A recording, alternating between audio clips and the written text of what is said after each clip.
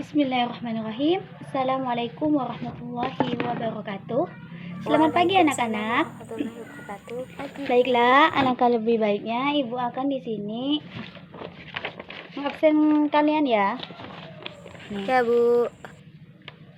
Fauzan hadir. Farida Saya, Bu. ada. Saya, Bu. Aida ada. Rizky Saya, Bu. ada. Fauzia ada. Alhamdulillahirrabbilalamin. Nah, baiklah, sebelum kita mulai pembelajaran, alangkah lebih baiknya kita berdoa ya. Bismillahirrahmanirrahim. Rabbi zidni ilma warzuqni fahma waj'alni minas solihin. Ya Allah, tambahkanlah ilmu kepadaku, berilah aku karunia agar dapat memahaminya, dan jadikanlah aku termasuk orang-orang saleh. Amin. Bismillahirrahmanirrahim. Pada semangat semuanya? Semangat, Bu. Apa? Semangat. Pada semangat semuanya? Alhamdulillah, semangat.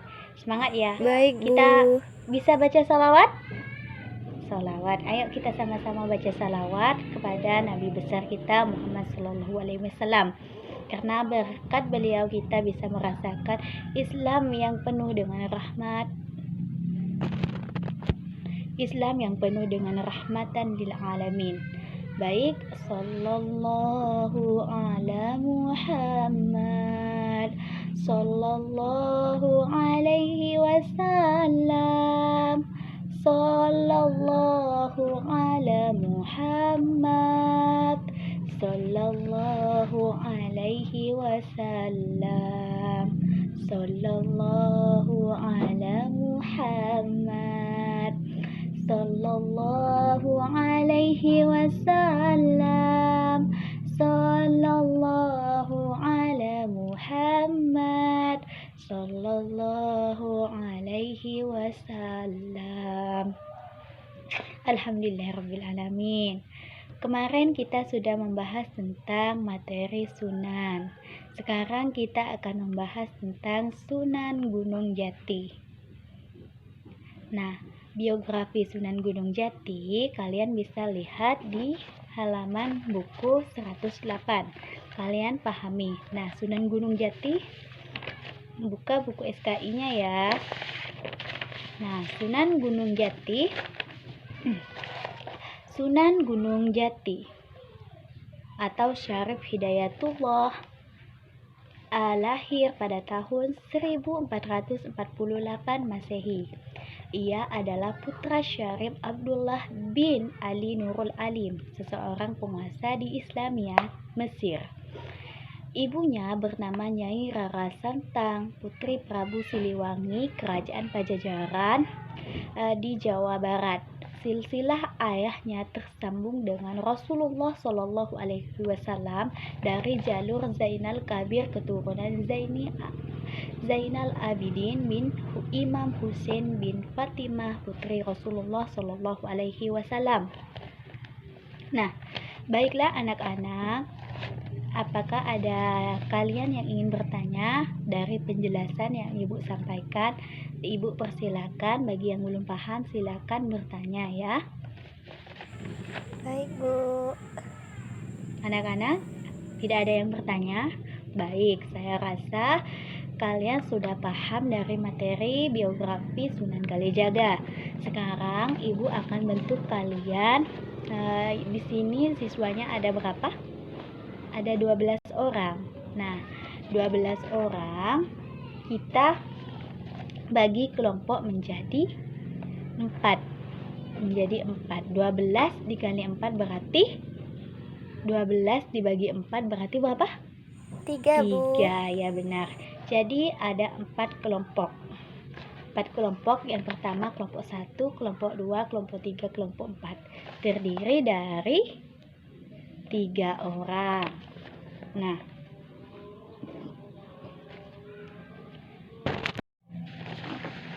baiklah anak-anak, di sini sudah terbentuk semuakah kelompoknya? Alhamdulillah sudah terbentuk semua. Baik. eh, kalian baca buku halaman 109 dan 113. Kalian cari peranan Sunan Gunung Jati dalam mengembangkan Islam di Indonesia. Nanti kalian presentasikan ya. Nah, kalian baca, pahami betul-betul dan simpulkan tanpa lihat buku. Baik? Baik, anak-anak, Ibu beri waktu kalian 15 menit untuk menyimpulkan.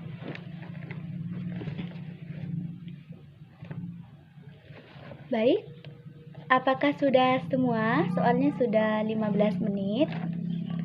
Karena waktunya sudah habis, sudah 15 menit, kalian boleh presentasi.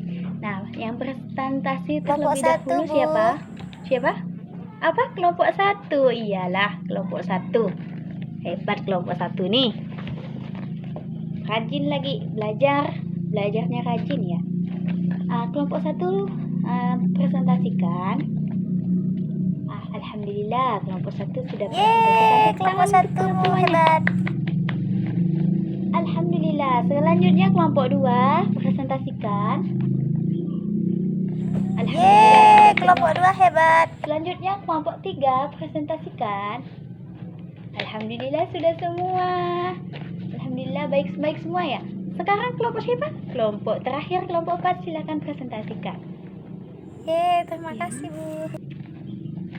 Alhamdulillah. Semuanya sudah pada aktif semua ya. Alhamdulillah sudah pada aktif dari materi yang disampaikan tadi. Alhamdulillahirabbil alamin. Sudah pada rajin-rajin semuanya. Ibu aktif. Kalian aktif banget. Aktif sekali. Makasih Bu. Mengapresiasikan kalian sangat aktif. Tepuk tangan Bu. untuk kita semua. Alhamdulillah, tepuk tangan untuk kita semua. Nah, sekarang tadi kalian sudah menyimpulkan, maka Ibu akan memperjelas lagi dari kesimpulan yang kalian jelaskan tadi. Dari yang Ibu suruh, sekarang Ibu akan memperjelas kembali tentang peran sebagai ulama, yaitu Sunan Gunung Jati mempunyai peran penting dalam mengembangkan agama Islam. Nah, peran sebagai ulama dan umara penguasa dalam penyebaran Islam dan usaha yang dilakukan Sunan Gunung Jati yaitu mendakwah, mula-mulanya sebagai guru agama dengan membuka pondok pesantren dan mengajarkan agama Islam kepada penduduk sekitar. Ia dikenal sebagai Maulana Jati. Strategi dakwahnya dilakukan dengan menjalin hubungan dengan tokoh-tokoh berpengaruh di Cirebon dengan pernikahan. Ia menikah pertama kali dengan Nyai Babadan, putri Kiai Gedeng Babadan, yang membuat pengaruh meluas dari Gunung Sembung hingga Babadan. Sebagai ulama, ia berperan sebagai pemimpin, wali atau wali qud. Sunan Gunung Jati diminta memimpin penobatan Sultan Demak II dan Sultan Demak III. Meskipun ada Sunan Kudus, Sunan Kalijaga, Sunan Gunung Jati sampai sebagai pemimpin. Tampil sebagai pemimpin. Ketika Pangeran Cakrabuana memimpin Cirebon, ia diangkat menjadi tumenggung dengan gelar Susunan Jati dengan wilayah kekuasaan meliputi pesisir Sunda dan menjadi penetap Panatagama atau Menteri Agama. Pada masa tuanya, Pangeran Cakrabuana menyerahkan kekuasaan kepada Raden Syarif Hidayatullah. Raden Syarif Hidayatullah atau Sunan Gunung Jati tahun 483 Masehi. Dalam kepemimpinannya, ia memprioritaskan pengembangan agama Islam melalui jalan dakwah dengan melakukan hal-hal berikut. Nah, yang pertama yaitu mempelopori pembangunan masjid-masjid jami di berbagai daerah sebagai daerah bawahan Cirebon sebagai pusat keagamaan. Yang kedua yaitu membangun sarana dan prasarana umum. Dan yang ketiga yaitu membangun transportasi darat, laut, dan sungai. Selanjutnya, yang keempat yaitu membentuk pasukan Jayabaya. Dan yang kelima yaitu menjalin hubungan dengan Kerajaan Demak dan Banten. Keberhasilan Sunan Gunung Jati meningkatkan kekuasaan Islam di Cirebon dan Banten, menjadikan Islam cepat meluas, berkembang dan meluas di bumi Sunda. Nah, untuk itu cara melakukan alkulturasi budaya Islam dan kearifan lokal, banyak peninggalan bersejarah Sunan Gunung Jati membuktikan kearifan dalam mengembangkan bukti-bukti dari kearifan dalam mempromosikan budaya Islam dan budaya lainnya. Nah, ada kearifan lokal, contohnya keraton dijadikan sebagai pusat kesenian dan kebudayaan yang bernuansa agama, yang tidak menghilangkan unsur-unsur Hindu-Buddha, melainkan dipadukan secara harmonis dengan ajaran Islam. ajaran Islam. Nah, sejumlah benda-benda bersejarah seperti keraton, gapura, dan lain-lain sebagainya. Nah, sikap positif dalam pribadi Sunan Gunung Jati yaitu merakyat. Nah, merakyat yaitu mengartikan bahwa tidak membedakan status sosial atau pengalaman menyebarkan Islam bergaul di pedesaan dan kalangan keraton, menjadikan ia sosok teladan yang selalu dekat dengan rakyatnya.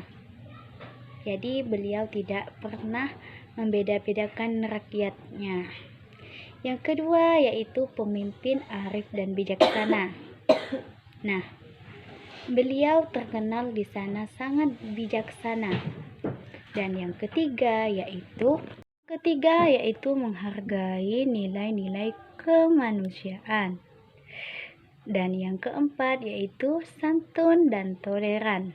Nah, anak-anak kita bisa mengambil hikmah-hikmah yang ada di dalam buku tersebut, yaitu kita belajar tentang sikap-sikap terpuji dan lain-lain sebagainya. Baik anak-anak, mungkin ada yang ingin bertanya dari materi ibu. Kalian boleh bertanya kepada ibu. Adakah? Alhamdulillah tidak ada. Kalau tidak ada yang ingin bertanya, baiklah ibu di sini akan membagikan kertas soal. Kalian bisa kerjakan di rumah ya. Nih ibu bagikan, kalian kerjakan di rumah. Jangan lupa besok dikumpulkan ya. Sekarang ibu rasa materinya sudah cukup jelas. Mungkin kita sama-sama membaca doa. Doa dimulai. Yuk kita doa, baca sama-sama doa untuk pulang ya. Bismillahirrahmanirrahim. Wal asri innal insana lafi khusri illal ladzina amanu wa amilus solihati wa tawassaw bil haqqi wa tawassaw bis sabri. Shadaqallahul azim. Amin.